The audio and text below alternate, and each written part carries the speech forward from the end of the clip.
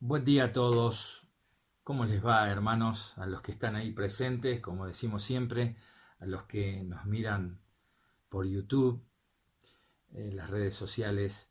Gracias por poder compartir con ustedes nuevamente la palabra del Señor.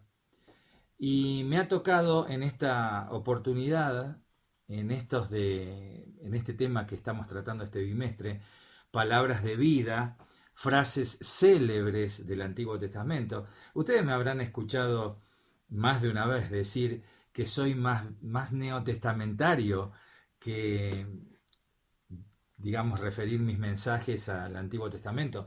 Pero toda la palabra de Dios es inspirada por Dios y útil, así como Pablo le escribía a Timoteo, ¿no? Toda la palabra que había en ese momento que Pablo le escribía a Timoteo era todo el Antiguo Testamento. Se estaban escribiendo recién las cartas paulinas, las de Pedro, Santiago, Juan, después para completar el canon bíblico. Pero qué bueno es saber que es palabra de Dios en el Antiguo Testamento. Hay frases y palabras que desde niños, podemos decir, las hemos escuchado, pero cuando nos detenemos a estudiarlas y ver bien la palabra, surge tanta enseñanza. Por eso toda la escritura es inspirada por Dios y útil, y útil. Y bueno, esta frase que nos toca en el día de hoy es la frase tan famosa que dijo Samuel, el profeta Samuel, en 1 Samuel 7:12, hasta aquí nos ayudó Jehová. Eso es lo que dijo Samuel. Ahora vamos a hacer un poquitito de historia. Yo sé que a muchos por ahí no les gusta la historia, pero para meternos en el contexto de este texto, y más de uno también habrán escuchado decir que un texto sacado de su contexto es un pretexto. Entonces, vamos a ver un poquitito la historia, pero les quiero decir ya de entrada que cuando Samuel agarra esa piedra y le pone por nombre Ebenezer, él dice, bueno, porque hasta aquí nos ha ayudado Jehová. Eso es lo que dice, pero lo que significa Ebenezer es piedra de ayuda. En el original hebreo, en arameo, no, en hebreo, dice, el original dice piedra de ayuda. Entonces, quiero hacerles un poquitito la historia, cómo llega Samuel a ese momento. Ustedes ya conocen la historia, si van a los primeros capítulos de Samuel. Después de ser rescatados de la tierra de Egipto, el pueblo de Israel había hecho un pacto con Dios en el monte Sinaí y que lo llevaría a la tierra prometida. Se suponía que Israel fuera fiel y Dios cumpliera sus mandamientos y, mejor dicho, Dios cumpliera su promesa de bendición y ellos cumplieran el hecho de obedecer la palabra y depender de Dios. Israel realmente fue para el otro lado. En el libro de Jueces se muestra claramente cómo falló el pueblo de Israel y vivió en un caos moral terrible. Lo podíamos ir viendo en el libro de Jueces. Entonces Israel tenía la necesidad de un líder que realmente fuera fiel, que fuera sabio, porque también si ustedes leen por ahí, y ya lo vamos a leer nosotros, dice que escaseaba la palabra en ese tiempo. Escaseaba la palabra. No había profetas, no había profecías de Dios, no se escuchaba, no había gente que tuviera conocimiento, ya lo vamos a ver. Entonces, en esta necesidad de un líder que fuera fiel y demás, aparece Samuel. Nos muestra Samuel el libro de Samuel. Ustedes saben que primera y segunda Samuel es un solo libro. Lo que pasa es que se ha separado en dos libros por el hecho de que hubiese sido un rollo grandísimo. Pero realmente Samuel es un solo libro. Y Samuel muestra estos tres personajes, donde aparece Samuel, donde está Saúl y donde aparece el rey David. Estos tres influenciaron de tal manera, hicieron que las diferentes tribus de Israel, estos grupos de tribus de Israel gobernadas por jueces, pasara a tener un rey, realmente un reino unificado, gobernado por un solo rey, y que nosotros sabemos que fue el rey David. Si bien Saúl reinó anteriormente, y ustedes saben bien la historia, en el corazón de Dios estaba que el verdadero rey para Israel fuera David, no Saúl. Bueno, el pueblo decía, queremos rey, queremos rey. Bueno, ¿quieren rey? Ok, yo voy a mandar la unción, el espíritu que esté sobre Saúl, y después ya conocemos la historia, que Saúl hizo lo malo delante de los ojos de Dios, el orgullo en su corazón, una serie de cosas, y Dios retira su espíritu, ya no respaldaba más a Saúl. ¿Por qué? Porque en el corazón de Dios estaba que el rey David fuera el rey para su pueblo Israel. Samuel entonces es un líder clave y profeta en la primera sección de este libro de Samuel, en los primeros capítulos, es clave. Y si ustedes ven los primeros capítulos, aparecen varios personajes. Obviamente está el sacerdote Elí, aparece Ana, y ya conocemos la historia de Ana, después vamos a comentar algunas cositas, pero aparece Ana, aparece Elcana, que iba a ser su marido. Siempre está el chiste que la casa de Ana era muy segura y tenía seguridad. ¿Por qué? Porque estaba con Elcana. Siempre nos hemos hecho estos chistes desde adolescente y de niño.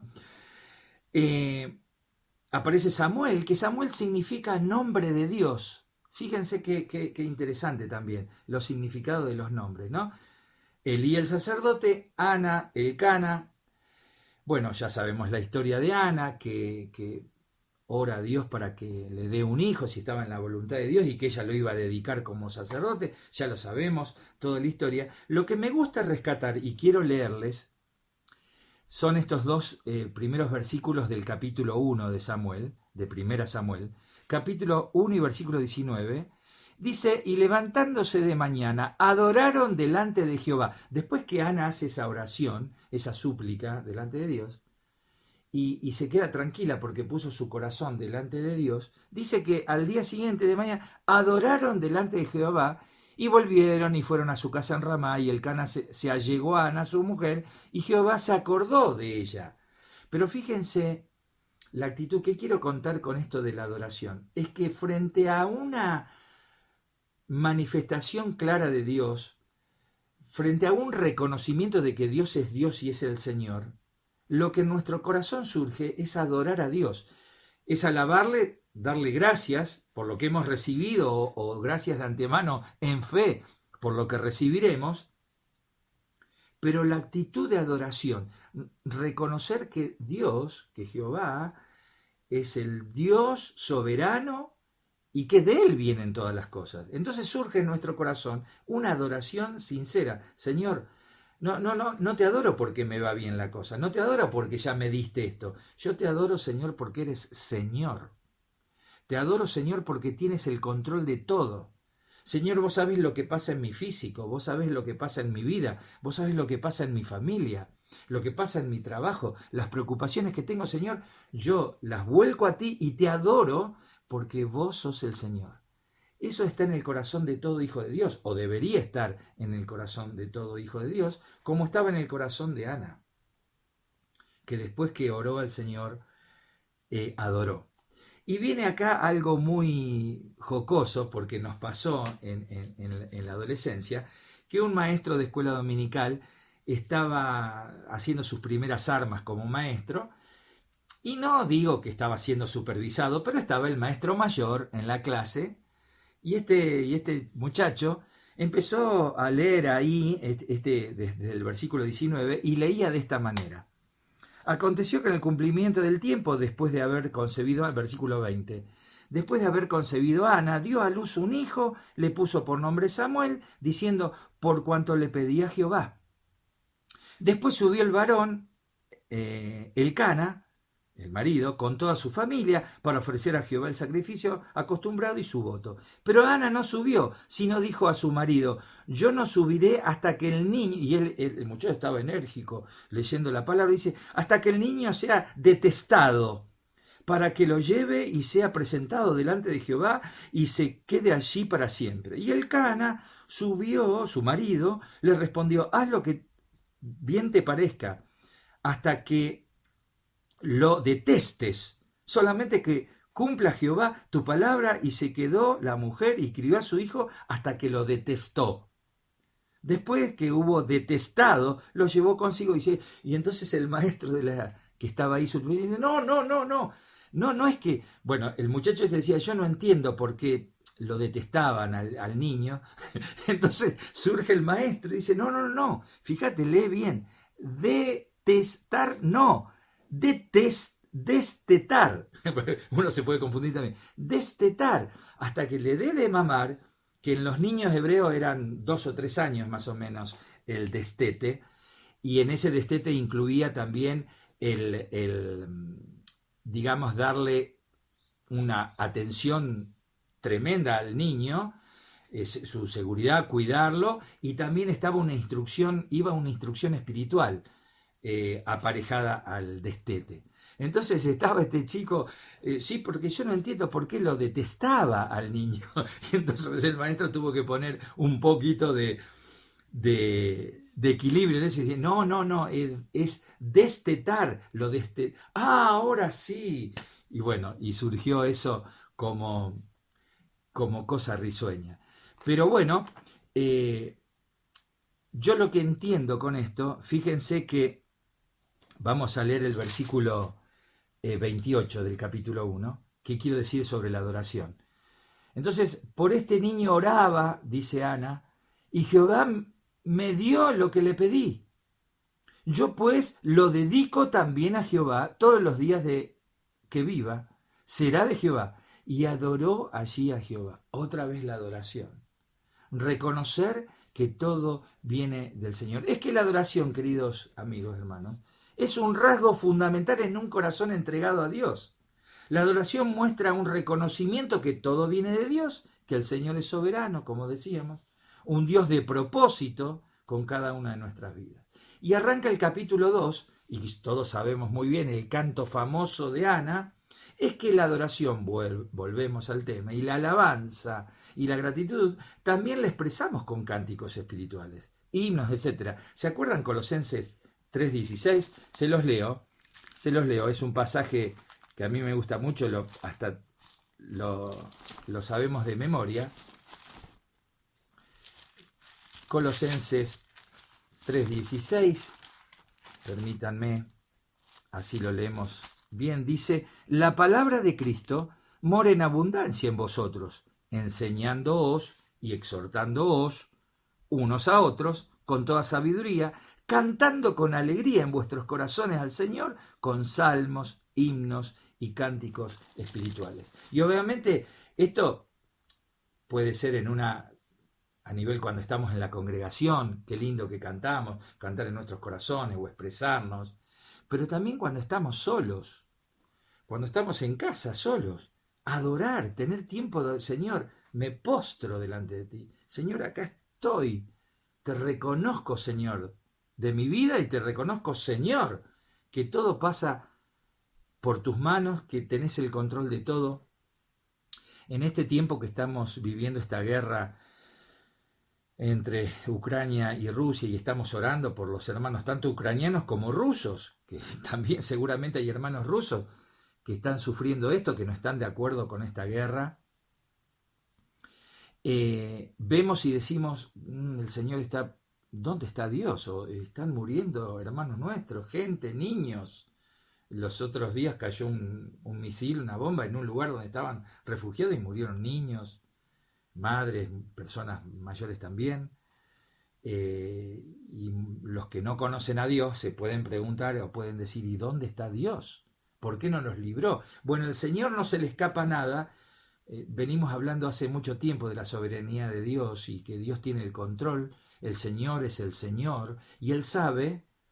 Y Deuteronomio 29:29 dice, las cosas secretas pertenecen a Dios, mas las reveladas son para nosotros y para nuestros hijos, para que andemos en ellas. O sea, lo que no tenemos revelado de Dios, que Dios no nos dice por qué obra de esa manera, dejémoselo al Señor creyendo que Él es soberano, que Él sabrá consolar las vidas de los seres, de las familias que han perdido seres queridos, que dará la fuerza interior para enfrentar eso, como lo vamos a ver más adelante.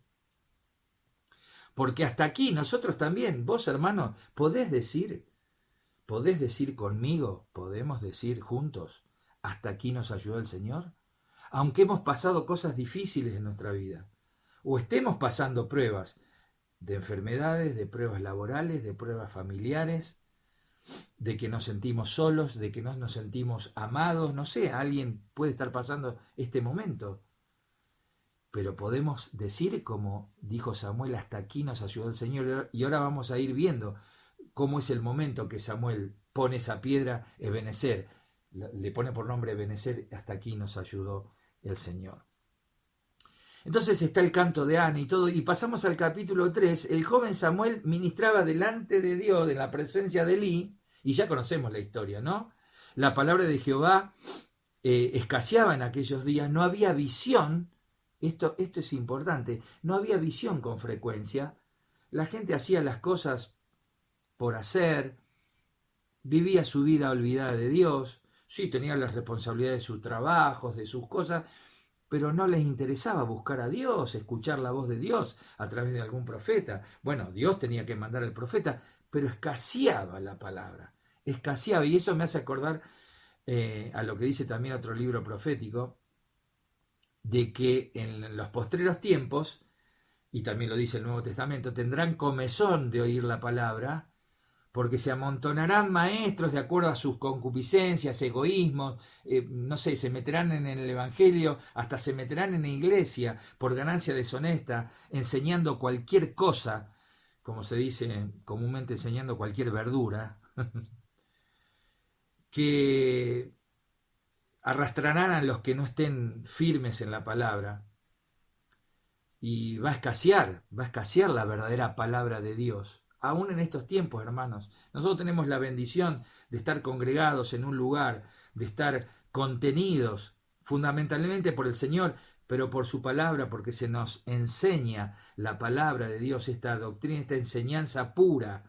No que nosotros no nos equivocamos, tenemos errores, pero tenemos tal temor del Señor que tratamos de ir a la Escritura no quitando nada de lo que está en la palabra y no agregando nada, y basándonos no en nuestra experiencia personal, sino basándonos en lo que el Señor ha dicho en la palabra, poniendo ejemplos de hombres y mujeres, pero el Señor es el Señor soberano. Por eso nosotros tenemos que acercarnos a Él con un corazón sincero. ¿Qué pasaba en ese tiempo? Había mucha apostasía, la inactividad profética, eran características en los días del sacerdote Elí. Eran características. Después ya conocemos la historia, ¿no? De los hijos de Elí, que fueron un desastre. Los dos hijos de Elí, cómo fue su final. Un desastre, murieron. Pero eran hombres, estos dos hijos malos, sin conocimiento de Dios, de Jehová, fornicarios, etc. Y como dijimos, la consecuencia, los dos mueren. Pero cuando yo leía que eran malos, fornicarios, sin conocimiento de Dios, pero como si estos eran los hijos de Elí, del sacerdote, y ministraban, sin conocimiento de Dios yo lo puedo tomar por dos lados. Tenían una actividad religiosa, pero no conocían íntimamente al Señor. No conocían a Jehová de los ejércitos, el Dios de Israel. No lo conocían personalmente. Estaban en un ministerio, en un servicio, pero su corazón nada que ver. Y la otra es que no tenían conocimiento de Dios, no conocían las Escrituras, no conocían, o por lo menos no habían prestado atención a su padre, que era sacerdote, o a los profetas anteriores, no, o acceso, si tenían acceso a algún rollo, a algún libro, no conocían, no tenían conocimiento de Dios. Entonces está el llamado de Dios a Samuel como profeta. El capítulo 4, al mismo tiempo los filisteos se levantan como enemigos acérrimos de los judíos, de los israelitas, del pueblo de Dios, y el pueblo de Israel, en lugar, escuchen esto, en lugar de pedir ayuda a Dios, graben esta palabra porque la frase célebre que nos toca este domingo es: hasta aquí nos ha ayudado Dios, o Jehová. En lugar de pedir ayuda a Dios, al Señor, se vuelven orgullosos, arrogantes, autosuficientes y son derrotados. Son derrotados. ¿Por qué? Porque no no esperaron en Dios, no confiaron en el Señor, son derrotados. Y como consecuencia, ¿qué pasa? Ellos en la batalla habían sacado el arca, lo habían puesto ahí, no sé, en el campo, en el medio de la batalla, no sé, lo pusieron como un fetiche al arca, no, porque acá está la presencia de Dios, lo ponen como un fetiche, como decimos muchas veces que personas tienen la Biblia cerrada, como un amuleto, la pone o en el escritorio o la tienen en la casa, en la biblioteca, y bueno, estamos protegidos, pero no la abren nunca, no la leen, no obedecen la palabra del Señor.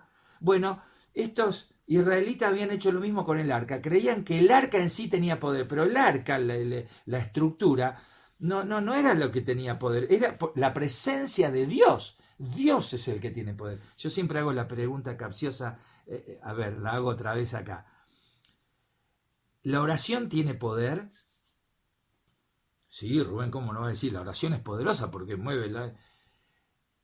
Dios ve nuestro corazón como oramos, que es sincera, pero el que tiene poder es Dios. La oración, la palabra, sí, también la palabra, pero la palabra de Dios es la que tiene poder. Mi palabra yo puedo persuadir a algunos, pero mi palabra personal no va a cambiar la vida de nadie. Ahora le das lugar a la palabra de Dios, te olvidás que es Rubén Darío, el parlante, y pensás que es Dios el que te está hablando, y es palabra de Dios, y esa palabra va a cambiar tu vida. Esa palabra te va a dar aliento, te va a dar fortaleza, porque dependés de Dios y no lo que a vos te parece. Yo he escuchado mucha gente, muchos hermanos decir, la palabra de Dios acá dice tal cosa, pero yo pienso, yo creo que tal... No, yo tengo que sujetar mi pensamiento a lo que dice Dios. Puedo no entenderlo muy bien, tengo que pedir ayuda al Señor, que por su espíritu me revele, me enseñe, acercarme a algún hermano espiritual con mayor conocimiento, con mayor, que lo veo depender del Señor, y preguntarle, hermano, ¿qué te parece? Mira, esto acá, yo tengo esta duda, y escuchar, y seguramente ese hermano espiritual también me va a dar palabra de Dios, y creerle a Dios. Entonces, lo que habían hecho con el arca lo habían sacado ahí, y resultó de que perdieron la batalla. ¿Y qué hicieron los filisteos? Se llevaron el arca. Se robaron el arca y se la llevaron. Bueno, consecuencias de todo esto. La derrota del pueblo en la batalla, el arca es robada, puesta en el templo de los filisteos, donde estaba el dios Dagón, ¿recuerdan? Si ustedes lean, vayan leyendo el dios Dagón. Pero, ¿qué sucede después? Al día siguiente, escuchen esto, porque esto sí, acá fue breve el tiempo de Dios. Al día siguiente, y después al otro día también, 24 y después 48 horas, que llevan el arca, y Dios mismo interviene y destruye la estatua de Dagón. Dios mismo, y hiere a los filisteos con tumores, diversas enfermedades que ustedes lo pueden leer ahí. Sin ejército, el Señor soberano se ocupó del asunto. No es con ejército ni con espada, mas con tu Santo Espíritu. ¿Se acuerdan de esa canción? Dios mismo, soberano, interviene y pasa eso. Los filisteos, después de un tiempo, no querían saber nada con tener el arca de los israelitas con ellos. Pasaron 7 meses hasta que devolvieron el arca. Bueno, ustedes pueden ver ahí que la pusieron en un lugar, estaban a unos 70 kilómetros de Jerusalén, y la llevaron con imágenes, habían fabricado animales con oro, con formas de animales con oro, habían hecho como ofrenda, ¿no? Formas de los tumores, todo eso lo habían puesto en el arca, y algunos bastante, le voy a decir, porque eran 50.070 que habían mirado adentro del arca. Se ve que abrieron la tapa, a ver qué hay acá, abrieron la tapa, la presencia de Dios y la soberanía de Dios y la gloria de Dios. Dios permite que estos 50.070 mueran. Y entonces se genera en los filisteos un temor. Dicen, no, acá está, no, nosotros con el rey de los con el Dios de los israelitas, no, está esto acá, y nosotros no queremos hacer nada. ¿Saben una cosa en estas dos actitudes de lo que le pasaron a los filisteos y de los que le pasaron a los israelitas? Lo que le pasó al pueblo de Israel, es que Dios se opone a todo orgullo. Dios no hace acepción de personas y se opone al orgullo que tenga alguien que no es hijo de él como un hijo de él. Dios se opone a nuestro orgullo, a nuestra autosuficiencia, a nuestra vanagloria, porque la gloria es de Dios, porque el Señor es el Señor. Entonces Samuel habla a los israelitas y dice, y este texto, si bien lo tengo dividido acá en el mensaje, quiero que lo leamos. Capítulo 7, justamente donde después viene el texto. Habló Samuel a toda la casa de Israel diciendo, si de todo vuestro corazón os volvéis a Jehová, quitad los dioses ajenos y Astarot de entre vosotros, y preparad vuestro corazón a Jehová, y solo a él servid, y os librará de la mano de los filisteos. Y acá viene, si de todo corazón, ¿recuerdan cuando vimos el tema de la adoración?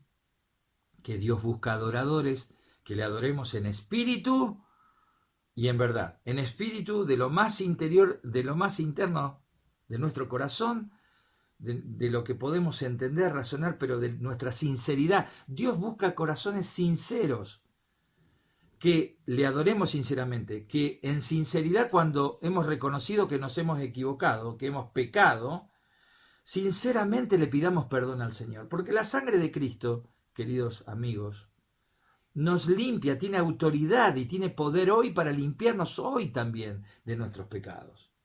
Pero Dios quiere que ese arrepentimiento sea sincero.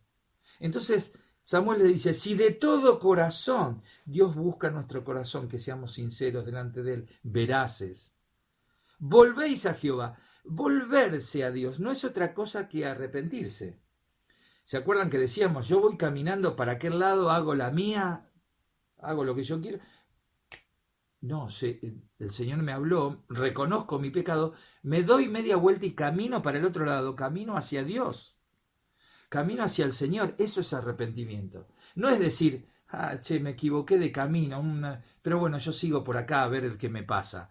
No, no, no. El arrepentimiento es, me equivoqué de camino, estoy desorientado, me vuelvo al Señor, me vuelvo a la luz que me va a iluminar mi andar. Dice, y quitad los dioses ajenos, y si quitan los dioses ajenos, los que están delante de sus ojos, porque aún el pueblo de Israel estaban con los Baales. No, es tremendo. Entonces, el pueblo de Israel eran, Baales y Astarot, ¿no? Y yo me preguntaba mientras veía esto, ¿cuáles pueden ser aquellas cosas, dioses, que impidan mi servicio a Dios? ¿Cuáles pueden ser los dioses o las cosas en tu vida que te impida, que realmente es idolatría, que se interpone entre tu relación personal con Dios? ¿Qué puede ser? Pensá un momento ahora. ¿Qué pueden ser? Pueden ser cosas lícitas, pero Pablo decía, no todo me conviene, no todo me conviene. No me conviene pasar mucho tiempo a veces en ciertas cosas que no solamente me quitan el tiempo, sino que no me alimentan espiritualmente. Y no me agregan nada, aún en las cosas seculares de la vida, la educación general, tener cultura general. Dice Salomón, el mucho estudio es fatiga de la carne. No hay tiempo de hacer muchos libros y de leer tanto.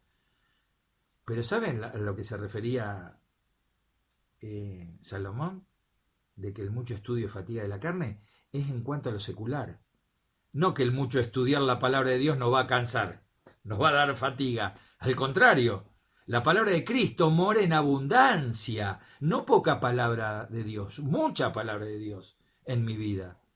Entonces la palabra de Cristo mora en abundancia. Entonces Salomón dice, el mucho estudio es fatiga de la carne. Dedicarnos tanto a lo secular, esto no quiere decir que no nos preparemos, no hayamos estudiado en la universidad, en la facultad, a un nivel terciario, hacer una carrera o un nivel secundario, el nivel que tengamos en cuanto al conocimiento de lo secular.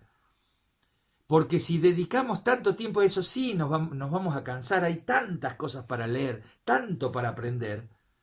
Ahora, la palabra de Dios, también lo dice la Escritura, es sanidad a mis huesos, es salud a mi vida. No solo espiritual, es a mi físico. Me hace bien físicamente porque me equilibra emocionalmente, porque me sana las emociones equivocadas, las heridas del corazón, y me da la capacidad para elegir bien en el Señor. Qué bueno. ¿Qué cosas se está impidiendo en mi vida que son dioses que se interponen en mi relación con el Señor? Bueno, si quitamos esos dioses, le dice Samuel, si quitan esos dioses y preparan el corazón otra vez para servirle solo a Él, un corazón que comprende esto y se arrepiente, la consecuencia inmediata es gratitud.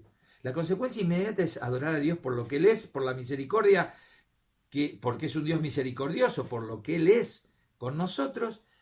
Y la consecuencia inmediata es servirle. Señor, heme aquí estoy. ¿Qué querés que haga, Señor? Te sirvo. Yo te sirvo. ¿Se acuerdan de esa canción? Yo te sirvo porque te amo. Tú me has dado vida a mí. Y sigue la canción. Es que viene el servicio, viene como consecuencia de nuestro amor a Él, porque como dice la Escritura, porque Él nos amó primero. Le amamos a Él porque Él nos amó primero. El apóstol Juan decía, ¿no? Y lo sigue diciendo en la palabra. Dice, los librará de la mano de los filisteos. Cuando comprendo esto, por el Espíritu Santo de Dios, porque nos tiene que ministrar el Espíritu de Dios, comprendo esto, que el Señor es soberano y soy ministrado íntimamente por su palabra, puedo atravesar la prueba confiado que el Señor me ayudará. Que el Señor me ayudará. Esto es lo que pasó después, que el pueblo, entonces los hijos de Israel quitaron a los Baales, a Astarot y sirvieron solo a Jehová. Entonces Samuel dijo, reunid al pueblo, bueno, y ahí seguimos viendo cómo vencen a los filisteos. Y aconteció que mientras Samuel sacrificaba el holocausto, versículo 10, los filisteos llegaron para pelear con los hijos de Israel, mas Jehová tomó aquel día con gran estruendo sobre los filisteos. Tronó Jehová, la voz de Dios, su presencia, dice, y los atemorizó y fueron vencidos delante de Israel. O sea, la intervención de Dios nuevamente. No es que los filisteos salieron a matar con espada. Y salieron los hijos de Israel de Mizpa y siguieron a los filisteos hiriéndolos hasta abajo. Claro, intervino Dios donde preparó el momento y después los persiguieron los israelitas, los filisteos, y los hirieron, los mataron. Entonces tomó luego Samuel una piedra y le puso entre Mizpa y Sen y le puso por nombre Ebenezer, diciendo hasta aquí nos ayudó Jehová. Ebenezer, piedra que ayuda. Y esta piedra que nosotros tenemos en el Nuevo Testamento, que es Jesucristo, que ha sido cabeza del ángulo, dice, algunos la han despreciado esta piedra, pero para nosotros, dice el apóstol Pablo, es preciosa. Ha venido a ser cabeza del ángulo. Es la piedra fundamental donde nosotros tenemos basada nuestra vida. En la enseñanza de los apóstoles, recibida de Cristo. Cristo como piedra fundamental, la enseñanza de los apóstoles, la Escritura, la palabra de Dios. Nuestra fe está fundada en Cristo. Ahora, yo mientras pensaba esto, piedra de ayuda, hasta aquí nos ayudó el Señor. Yo quiero decirte algo en el nombre del Señor. Sea la situación que estés viviendo. Dios decide qué cosa yo tengo que vivir. Una enfermedad, enfrentar una enfermedad, una situación económica difícil, un problema familiar, la muerte de un ser querido, cercano, familiar.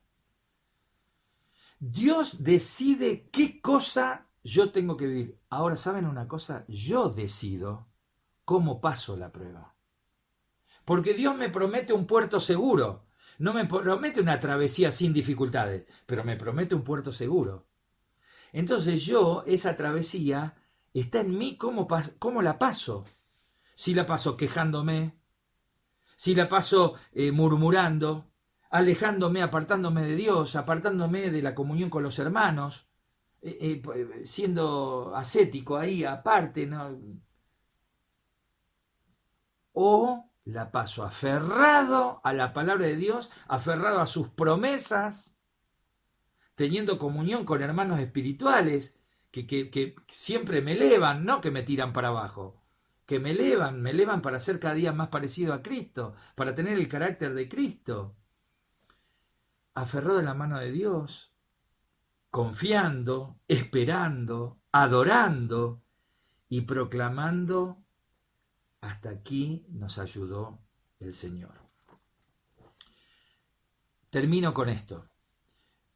Había en una congregación que nosotros abrimos este nuevo testimonio en Lanús, en Buenos Aires, una nueva congregación, un nuevo testimonio, venían muchos a decirnos que orásemos por los enfermos, por familiares enfermos. Principalmente venían muchas madres con niños para que orásemos, para que el Señor los sanara, algunos de gravedad. Entonces yo les hacía una pregunta. Primero les decía que Dios es soberano, que Dios es bueno, que Dios es misericordioso. ¿Creen esto? ¿Crees esto?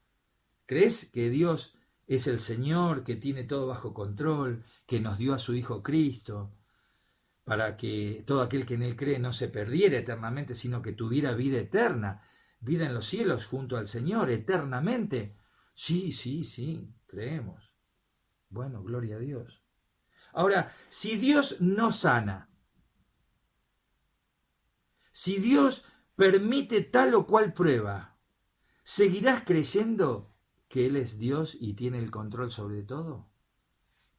Yo les preguntaba, e inmediatamente se hacía un silencio eterno. ¿Por qué? Porque esa es una tendencia natural, de que nos dolemos y queremos que Dios obre, y si Dios nos obra, nos dolemos. Pero en aquellos que hemos conocido al Señor, nos vamos a doler, vamos a llorar, vamos a estar preocupados un tiempo, vamos a estar bajoneados un tiempo, pero no vamos a vivir en depresión, porque estamos apoyados en la palabra y le creemos a Dios, no tanto que creemos en Dios que existe, sino que le creemos a Dios, lo que Él dice en su palabra, lo que Él tiene, que Él tiene el control. Si permite la muerte de este ser, si permite esta enfermedad, si permite esta prueba económica, si permite esta prueba en la familia, esta división acá, allá, Él tiene el control y Él nos dará la salida. Pero tenemos que esperar en Él, confiar en Él, pasar la travesía no quejándonos, sino esperando, viendo que Dios actúa, adorando, alabando y estando en Él. Les dejo por último estos textos. Por eso podemos proclamar, como proclamaba el salmista, Salmo 40, 17, mi ayudador y libertador eres tú, Señor. Salmos 86 o Salmo 86, 17, tú, Jehová, me ayudaste y me consolaste. El Señor, del Señor viene la ayuda, el consuelo, la fortaleza. Salmo 146, 5, bienaventurado más que feliz, plenamente feliz, en paz, cuyo ayudador es el Dios de Jacob, cuya esperanza está en Jehová, su Dios. Y siempre pregunto, ¿en quién vamos a confiar? ¿A quién iremos, Señor? Pedro le dijo, si vos tenés palabra de vida eterna para nosotros. Entonces, amigos, ¿en quién vamos a confiar? ¿De quién vamos a esperar la ayuda? Salmo 127 dice, 2 versículos seguidos, dice, si Jehová no edifica la casa, en manos trabajan los obreros, los albañiles. Si Jehová no cuida la casa, en vano vela la guardia. Esto significa, no solamente en la iglesia, en su pueblo, en Israel antes, y en la iglesia ahora, sino en nuestra vida individual. Si nosotros procuramos tener todo bajo control nosotros y no dependemos de Dios, no esperamos y no confiamos en el Señor, difícilmente el Señor pueda hacer algo. Bueno, ya se la arregló, Rubén ya puso todo. Y eso no quiere decir que nosotros no hagamos lo que tenemos que hacer. Cuidar de nuestra casa, poner rejas en las ventanas, tener algún perro como tenemos nosotros también, a Jack, que pueda ladrar si ve alguna situación, pero confiar, hermanos, o alguna cámara, alguna alarma que podamos poner, todo lo que esté a nuestro alcance, hagámoslo, pero no confiemos en la alarma, no confiemos en el perro o en la cámara o en las rejas, confiemos que si nosotros hemos hecho lo que está a nuestro alcance, el Señor hará el resto. Y lo que permite el Señor está bajo su control. Él nos dará las fuerzas para que enfrentemos esa situación. Isaías 41:10. No temáis porque yo estoy contigo, no desmayen porque yo soy tu Dios, que te esfuerzo, que te doy fuerzas. Siempre te ayudaré, siempre te sustentaré con la diestra de mi justicia. Y por último, el Nuevo Testamento, Hebreos 13:6. El Señor es mi ayudador, no temeré lo que me pueda hacer el hombre. ¿Podés decir conmigo, podemos decir juntos, hermanos, hasta aquí nos ayudó el Señor? Yo lo puedo decir. Y yo sé que vos también podés decir, pensá en aquellas cosas que hasta aquí tenés en el Señor. Padre, gracias, Señor, por este tiempo. Gracias por esta reunión. Gracias por esta palabra que nos da vida, Señor, que nos da fuerzas, que nos hace poner nuestra mirada en ti, Padre, como Dios proveedor de todo, como Señor soberano. Oh, gracias, Señor, porque hasta aquí nos has ayudado.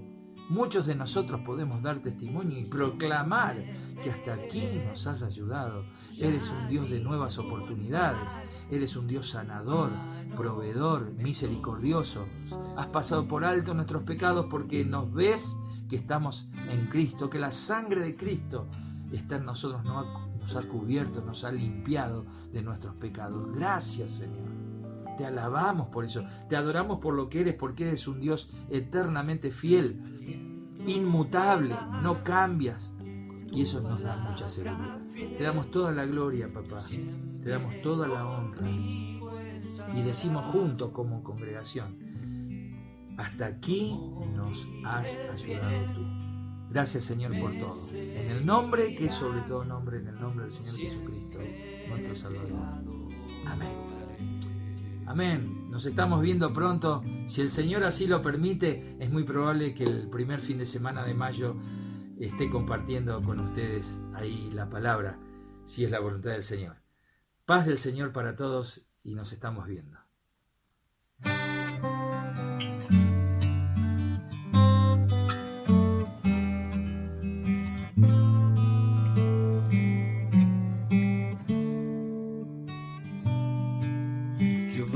Mi pastor, nada me faltará, aunque ande en prueba y dolor, y no temeré ya ningún mal, tu mano me sostendrá.